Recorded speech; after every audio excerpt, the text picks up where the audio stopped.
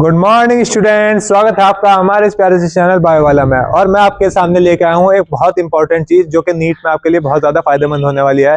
इस नीट 2026 में आप देखेंगे इस जगह से कम 25, 26, 27 क्वेश्चन आराम से इतने के लगभग डायरेक्ट क्वेश्चन आएंगे उठ के, जो मैं आपको कराऊंगा।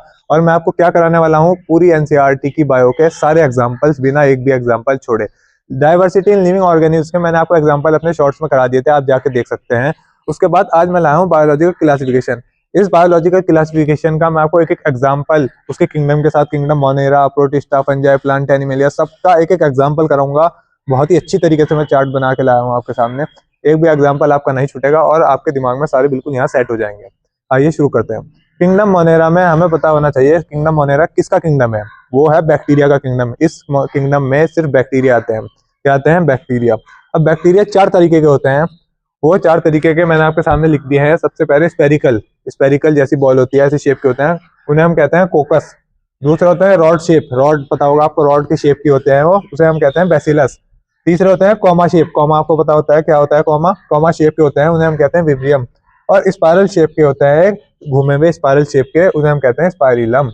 तो ये 4 बहुत ज्यादा इंपॉर्टेंट है, इन्हें रट लीजिए, अच्छी तरह याद कर लीजिए। एनसीईआरटी से बहुत ज्यादा इंपॉर्टेंट चीज है एनसीईआरटी की, ये डायरेक्ट नीट में उठ के आ सकता है कोई भी। अब किंगडम मोनेरा 2 और चीजों में डिवाइड होता है। दो तरह के बैक्टीरियाज होते हैं किंगडम मोनेरा में। एक को हम कहते हैं आर्ची बैक्टीरिया, एक होता है यू बैक्टीरिया। अब आर्ची बैक्टीरिया का एग्जांपल ये मैंने आपको लिखे हैं यहाँ। आर्ची बैक्टीरिया का एग्जांपल है हेलोफाइल्स, जो बहुत ज्यादा एक्सट्रीमली सॉल्टी एरियाज में रहते हैं। उसके बाद होता है थर्मो एसिडोफाइल्स, जो हॉट स्प्रिंग्स में रहते हैं, मतलब खौलते लावा में, ऐसी जगहों पे रहते हैं। ये एक्सट्रीमली सॉल्टी एरियाज में रहते हैं हेलोफाइल्स, मतलब जो बहुत ज्यादा खारा पानी, नमक की जगह पे। और तीसरा है मिथोजेंस, ये रहते हैं मार्शी एरियाज में। मिथोजन बनते हैं काऊ के अंदर, जो काऊ चारा खाती है, काऊ की गट में ये बैक्टीरिया बनता है, उसे हम कहते हैं मार्शी एरिया। उसके बाद आता है यू बैक्टीरिया, ये बहुत ज्यादा इंपॉर्टेंट है यू बैक्टीरिया। और आर्ची बैक्टीरिया भी बहुत इंपॉर्टेंट है। यू बैक्टीरिया को हम ट्रू बैक्टीरिया भी कहते हैं, मतलब एक असली बैक्टीरिया। उसके बाद यू बैक्टीरिया में आता है साइनो बैक्टीरिया, जिसे हम कहते हैं blue green algae. Cyanobacteria क्या कहते हैं इसे? ब्लू ग्रीन एल्गे, जिसका नाम है नॉस्टॉक। ओ सॉरी, इसमें दूसरा एग्जांपल है यू बैक्टीरिया का नॉस्टॉक, और तीसरा एग्जांपल है एनाबिना।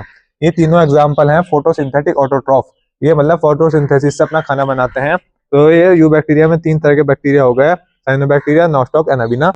और उसके बाद चौथा बैक्टीरिया जो यू बैक्टीरिया में आता है, ये होता है हेट्रोट्रॉपिक बैक्टीरिया। ये 3 तो फोटोसिंथेटिक थे और ये था हेट्रोट्रॉपिक, जो मतलब दूसरों का खाना खाता है, अपना खाना खुद नहीं बनाता। अब हेट्रोट्रॉपिक बैक्टीरिया में सिर्फ एक बैक्टीरिया आ रहा है यू बैक्टीरिया में, जिसे हम कह रहे हैं माइकोप्लाज्मा।